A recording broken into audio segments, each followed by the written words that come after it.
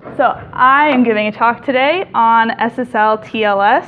So I'll be talking to you guys about what it means to communicate securely on a network, and then I'll talk to you about what exactly is SSL and TLS and how it works, and then also some attacks, of course, since we are White Hat, we're the hacking club. I'll talk to you guys about some of the attacks that have happened on SSL TLS. Specifically, I'll go into a little more detail about the recent POODLE attack and what exactly happened there. So first things first, this slide may look familiar to you from Peter's talk. He gave a talk on man-in-the-middle attacks. But this one specifically is just Alice and Bob. If you guys have seen our t-shirts, Alice, Eve, and Bob. But Alice and Bob are trying to communicate over a network. However, if they communicate in plain text without any protection, an eavesdropper, Eve, could read all of the information that they send and then use that to her advantage. So if you're perhaps signing in on a server and putting in a secure password, Eve can see all of that if you're not securing that connection. And then another way someone could kind of view your traffic and attack you is through a man-in-the-middle attack. So a malicious attacker, Mallory, very creative names here, can eavesdrop as well as do what's called a man-in-the-middle attack. So she can intercept the traffic that Alice tries to send to Bob, maybe change it if she wants to into something not so nice, and then send that on to Bob pretending to be Alice, and then vice versa. So this is much more of an active attack rather than a passive attack, so Mallory is able to modify or possibly delete messages. And we can see this as like more of a real life concrete example. This is a tool called Firesheep, and it was much more common a little while ago when there was in the news a lot how Facebook was not encrypting all of their traffic. So what happened is when you would log in, they'd say, okay, well, we're going to protect your password and your username when you log in. So we'll make sure to switch to HTTPS and encrypt that session, so that's safe.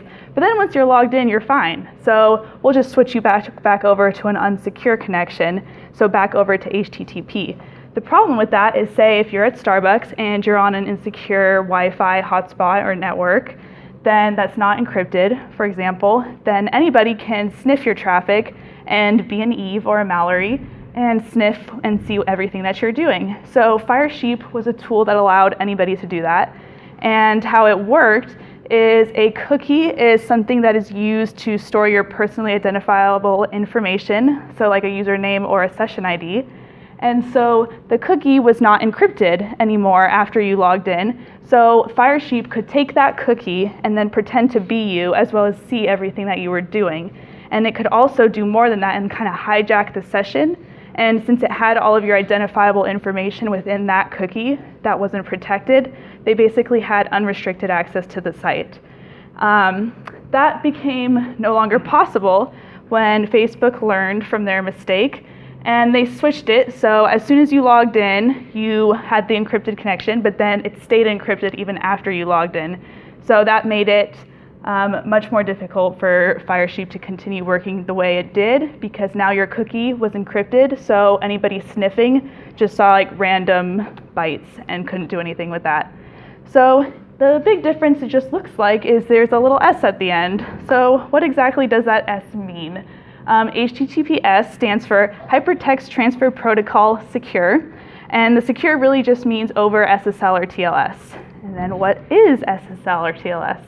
So SSL stands for Secure Socket Layer, and TLS stands for Transport Layer Security. So the purpose of this is to provide mainly three things, so confidentiality, integrity, and authenticity across a connection. There's often some confusion with SSL TLS, like are they different, are they the same? They are basically the same protocol, just different versions. So SSL is kind of like the older version and TLS is the new version. So when people say they're using SSL, they're often using TLS, and that's just the newest version. But to kind of be correct, people will often say both like this, just so you know that is what you mean. And so again, to reiterate, this is kind of an important concept when it comes to encryption and security, CIA, or confidentiality, integrity, and authenticity. And these are kind of three things you want when you're trying to secure your data. So confidentiality means an eavesdropper, Eve, can't read your data. Integrity means that we know our data that we send and receive hasn't been modified, like in between sending and receiving it. And then authenticity means that we know the person who sent the data is someone we trust. So that means that Mallory wasn't intercepting it and sending it herself. So we know that that connection was from the person that we expected it to be. So now, how does SSL TLS achieve this? Okay, I will also want to interrupt myself and say this is a talk that can kind of expand into multiple talks, and I know I'm throwing a lot of information at you guys, so like please ask me questions because I can't get like super technical into everything or else we'd be here for hours. So, but if there is something you're like, well, how exactly do they do that? Like, let me know, and I'm happy to like go in depth a little more, or I'll just say it's magic. But yeah. Okay. So now into some of the details on how exactly SSL and TLS work. So it's called an SSL handshake is how it happens. The first step is called the ClientHello. So the client says to the server, hello, I can communicate securely through these protocols. And so AES, for example, is one of the encryption methods that it can use when talking. It also will say, it'll list a bunch of the it'll list the versions of SSL that it is able to use. And again, like any encryption standards. So so you guys saw Wireshark up before. And so I wanted to show you guys what it actually looks like when you're doing that. So I just like went to my Cal Poly portal and just like opened it. I didn't even log in. And so you'll be able to like see the actual packets that are sent. And it was actually super easy to find. I'm gonna turn this around. Let me get my mouse back over there. Okay, so as you can see here, that's the ClientHello, which I just told you is the first step. So that was the very first thing that was sent. And if you look down here, it's a little bit more zoomed in information. And again, just like if you want to get started using Wireshark, literally all I did was just press start up here and selected an interface to capture on. And again, you shouldn't sniff other people's traffics on the Cal Poly network. I was just sniffing my own traffic, so that was okay. But yeah, and then, okay, so here's a little more information. So here you can see the cipher suites. So it kind of goes in order from like newest to less new, so kind of recommended versus not. And so what'll happen is the server will see this list and so, okay, these are the options that we can encrypt and communicate with, and they have to agree on one or else they can't communicate because you got to talk the same language when you're talking to each other. So the server will pick the highest one that it is able to do. And so those are a ton of cipher suites that you can choose from. So I don't know if any of these look familiar to you guys. AES 256 with CBC mode and then SHA. Those are some little terms we've been talking about. What? Yep, RSA there too. And then also compression method. Maybe there's only one there. Oh, nope, that's not helpful. Anyway, but yeah, so it just kind of provides all of the options for communication that are available. And then I'll go back here. The next step is the ServerHello. So the server gets all of those options and then it responds with, oh hey, I also communicate securely through AES or TLS 1.2 or whatever version they choose. And so it's up to the server to kind of like confirm and say, okay, this is the option that we're using. So the server decides that, and then once that is decided, oh, we can go look at that too, that's kind of interesting. Okay, so then we'll look at the ServerHello really fast. And so here's the ServerHello. Oh, and then here's the cipher suite that they chose. Can everybody see that okay? So TLS, RSA with AES 256, CBC, SHA 384. So now that the server chose that one, that's the way when they start communicating securely, that's the encryption method that they're going to be using. So yeah, you guys can do that yourself. Definitely you can look at that. Okay, and then the third step is the ServerkeyExchange. So what happens here is after the server sends like, okay, this is how we're going to communicate, they then send their digital certificate. And a digital certificate is what associates a domain name with the public key. I'll go into the more detail here. But basically the purpose of this is it proves to the client that the server is actually who they say they are. So if you guys go and look at an actual certificate, this is just a screenshot I took of one when I was on Google. So at the top, you can see the root CA or certificate authority, and then you can also see the chain of authorities that have approved this certificate. So a certificate authority is a trusted third party that verifies the owner of the certificate. And if you look in your, if you have a Mac, it's in keychain access, but you can look at all of the approved and verified root certificate authorities on your Mac or in a browser, like Chrome, Mozilla, things like that. And so you can see all of the approved root certificate authorities, and these have all been vetted by the developers of the browser or OS. And so these are kind of the trusted list of root CAs. So basically what that means is if they verify a certificate, then you kind of know it's secure. So you do have to have a level of trust. You have to trust that the CAs that are put in here are legitimate, and you also have to trust that the CAs won't verify an illegitimate certificate, because then you're screwed. But yeah, so then they're gonna have to figure that out somehow and realize that something is wrong with the CA, but that's gonna be up to the developers. And yeah, so back to what's actually in the certificate, and we can see, so a couple things that are in there that we'll talk about to kind of help show how this creates the authenticity there. Some information about the server, so like the domain google.com or amazon.com. And then also the public key. So if you guys remember in Peter's talk, we talked about the public key and private key inverse relationship. So if you encrypt something with a public key, the only way to decrypt that is with the private key. And so a private key is something that should be kept private and secret. So only the server that you're communicating with should have that private key, but the public key is very much like anyone can access that. So we're going to use that to communicate with the server and encrypt the traffic to them. And then also the digital signature, which is also not confidential, but it's meant to prove that, so it's, the purpose for it is for unforgeability. So this shows that the CA did sign the certificate, and it's kind of their way of proving that the certificate is legitimate, and so it's kind of using different crypto methods to prove the legitimacy of that certificate and also that it hasn't been modified. Does anybody have any questions about that? Okay. And then step 3 is the server key exchange. So now that we have the server's public key, we know that the server, this is just like a reiteration of the step we just did, kind of like to come back to it. So we now have the server's public key, so we can send messages to them securely and encrypt our data. And we now know that the server that we're communicating with is who we think they are. And the final kind of part of this handshake is basically just saying, like when you go into a walkie-talkie and you're talking to someone, you tell them everything, and then you say over. So that's basically what this is, just kind of the server signaling like, all right, I sent you my certificate now, like I'm waiting on your response. And then it's the client's turn. So now the client does their key exchange. So just for clarification, up to this point, everything has been plain text. So in plain text, we haven't been encrypting anything yet. So that means anyone can still eavesdrop, which is okay because all of this information, like the certificate, is public.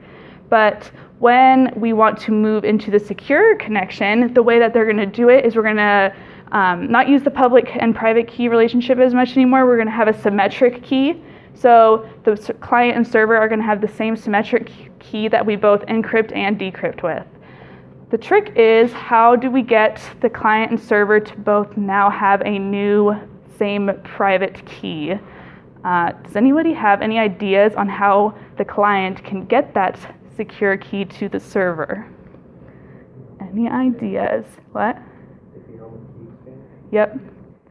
Give it away. Okay. So, Diffie-Hellman, I won't go too much into detail on that because it's one of those kind of like magic random number crypto generation things. But it's a way of generating the same key given a random number. So what the client is going to do is they're going to generate a random number and then they're going to send it to the server. But the thing is, you still have to encrypt it, because if an eavesdropper or man-in-the-middle Mallory is able to get that random number, there's still a way that they can get the shared password. So we have to encrypt it using the server's public key. And again, if it's encrypted with the public key, only the server's private key can decrypt it. Does that make sense? Okay, cool. And yeah, so this is what prevents the man-in-the-middle attack. And then this step will often be repeated if you need to initiate a new session. For example, like if you log out, or if there's a timer that expires, rather than like logging in again, it's going to just reinitiate this session key. Yeah. So when you're encrypting something with the public key for the server to decrypt with its private key, is that like AES with the plaintext and the public key, or is that just XORing the data with the public key? No, it's going to be like an encryption method like AES with the public key that they can then decrypt with the private key. Yeah. Well, you can't sort of that public key with the message. You have to sort of public key again with the message. Yeah. So yeah, you can't just store. Public key crypto, the one that's used by SSL is called RSA, and it doesn't work at all like AES. Like you can use it to make a secure key for AES, but the way it actually works is with exponentiating primes. So it's really difficult to compute, even the right way. So yeah, it's like specifically just used for the authenticity part. Yeah. Okay. And then the step 6 is called change cipher spec.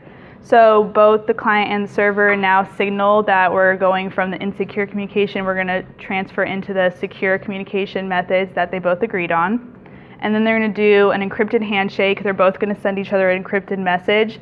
And this kind of signals and verifies that the key information that they just created is correct. So if anything goes wrong, that means they won't be able to communicate with one another, because one won't be able to decrypt or encrypt what the other can. And so it also verifies everything that they'd agreed upon in the previous handshake is all the same. Because like again, if you're using a different encryption scheme, then one won't be able to decrypt what the other encrypts. And once this is all good to go, you will see the little lock right before your domain showing that everything is secure and you're successfully using like SSL or TLS. And yeah. Next thing before we move on, does anybody have any questions about how that all works? Good to go? Okay. So like I said before, SSL and TLS are kind of same protocol, just different versions. So SSL is the version before TLS. SSL is made up of 3 versions. The first one was never actually released because it was too insecure. The second one was released in 1995 and it had a ton of security problems. So like a year later, they had to come out with the next one. SSL 3.0 was like a complete rehaul of SSL 2.0, and newer versions of TLS are all based off of this, so it wasn't like a complete rehaul again. And actually though, with the recent POODLE attack in October of 2014, SSL 3.0 is now considered obsolete because of the huge vulnerability that displayed, and I'll get more into how POODLE worked later. And so with TLS, they came out with version 1.0 and 1.1, 1.2, and 1.2 is the current version that we're using. Each of these had like different security-related upgrades, some of them more significant than others. 1.3 they are currently working on right now, and it's in a draft mode. And so that is going to be fixing, I'm guessing, some of the recent vulnerabilities that POODLE brought up. And now the infamous POODLE. So again, that happened in October 2014. It stands for Padding Oracle on Downgraded Legacy Encryption. A great name, just wanting to get POODLE. But it was based off of a padding Oracle attack, which I'll talk about in a second. But this attack itself was a problem where it was able, so do you guys remember like the whole handshake where we decided like which versions we're going to use? Well, this exploit made it so we could downgrade to SSL 3.0 and use that, and then use a known exploit against SSL 3.0. And so that kind of led to the whole realizing like SSL 3.0 needs to be not used anymore. The problem with this is SSL 3.0 is still widely used by many legacy servers, so we couldn't completely just say like never use SSL 3.0 again. But just to kind of reiterate how that actually worked, the whole downgrade process. So this was how it would work correctly. Like we said, the client would provide a list of options for how to communicate, and the server would normally pick like the highest one. So TLS 1.2 or like the newest, most secure one. But what happens instead is malicious attacker intercepts. And so the client says to the server, like, let's communicate, and preferably 1.2 because that's the newest version. But Mallory intercepts that and says, no, I have this exploit using 3.0, so I'm going to tell the server, pretending to be the client, and say, hello, let's communicate using SSL 3.0. And then the server just responds to whatever the client provides to them. So the server just responds, all right, I guess we can do 3.0 if we have to. And so then that would end up downgrading them to 3.0, and they would have to communicate that way. So the problem with that is with the problems in SSL 3.0, it has a couple of problems. One being it uses RC4 stream cipher, which is known to leak information, but the main exploit was in CBC mode of AES, and how that worked is it used a padding oracle attack, hence the name. And a padding oracle attack is, it uses a padding oracle is what it's called. So like within your code, what it's really doing is when you submit a ciphertext, so something that's been encrypted, you submit that, and normally in a block cipher, you have like set block sizes, and if you don't fill up the entire block size, you add on some padding. And so what you can do is you create that so encrypt it using the block cipher mode, and then you submit it, and then the padding oracle will decrypt that and say, we'll give an error, and if it sees that the padding is incorrect, it'll throw an error saying your padding is incorrect. But if the padding is correct but something else is wrong, it'll throw a different error. So basically what that means is you can submit ciphertext and know whether or not your padding was correct. And it turns out that that is actually all you need in order to completely break CBC encryption and decrypt any text that you want. So again, what they did is they were able to downgrade to SSL 3.0, perform that padding oracle attack, and then decrypt anything that they wanted to. Yes? What's acting as the padding oracle in this attack? Like, what are they sending? So the server is adding the padding oracle, and so acting as the padding oracle. So the client will submit a ciphertext to them, and then the padding oracle the server uses their private key to start decrypting, and then is the one throwing those errors. So the server is like acting as the padding oracle unintentionally.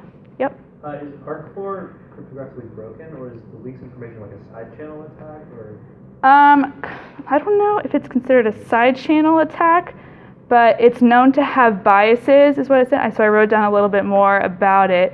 But basically, if you are submitting the same ciphertext multiple times over many connections, it becomes predictable, is what it's called. So it's not always going to look random and completely different. You might start to see some patterns. So that's what it means by leaking information. Yeah, I can talk. I'm actually going to bring up some side channel attacks later. Anybody have any questions? Cool. So a fix for this, as some would like, is to completely remove support for SSL 3.0. But like I said, there are some legacy servers that still use it, so you can't just like stop communication with them, and it'll present compatibility problems. Another solution that they've come up with is this mechanism TLS fallback SCSV.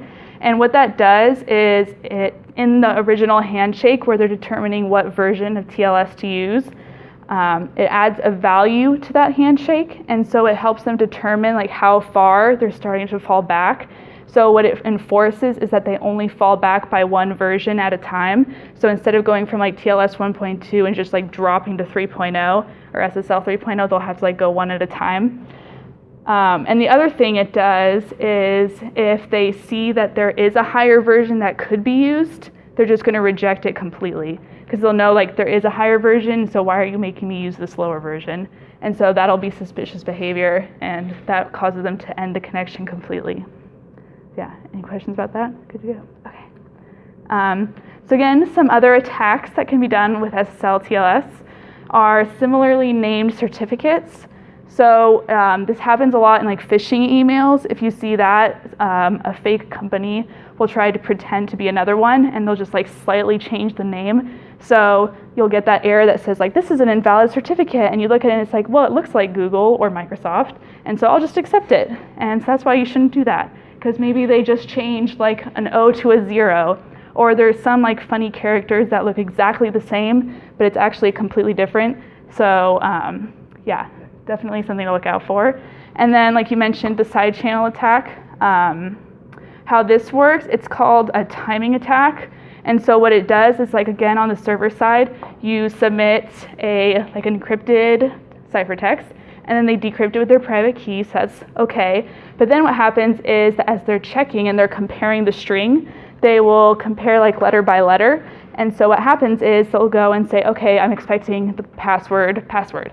And so they check P, okay, good, A, but then they get to S and it's not an S. So they're like, okay, stop. And so what happens is they say, okay, well, let me just flip one letter and try it again. And so what happens is it takes a little bit longer. So attackers can actually measure how long it's taking to see if the letters that they're sending are correct. Does that make sense? So it's kind of an interesting attack. It's like kind of brute forcing and trying over and over again until you see it's like you're moving along and getting the whole thing correct. And eventually it works. And if you take the crypto class, you actually implement one of those, as well as a padding oracle attack. So that's really fun. And Lucky 13 was an example of an attack on SSL TLS that did that. And another one was Beast, which was also fairly recent. It's kind of similar to POODLE in that it exploited a CBC vulnerability in TLS 1.0 actually. And I won't get super into that because it's actually a much more advanced exploit in some sense. But that was another exploit that happened recently. And if you want any more information, there's like very detailed run-throughs on how POODLE worked and how to do the exploit. So I highly recommend visiting these sites. At the bottom is a video that actually Peter sent to me on the future of SSL and authenticity, and it's kind of a cool video that they played at Black Hat, or a speech someone gave at Black Hat. And also, of course, if you want any more information on padding oracle attacks and how to do those, definitely like look into that a little more. And again, playing around with Wireshark, you can start to kind of see how things are working there when you're working on a network. Yeah. Any questions? Anything? Okay. Well, thank you guys. Yeah, if you think of anything, feel free to come up to me at the end or later. Yeah. Okay. Thanks.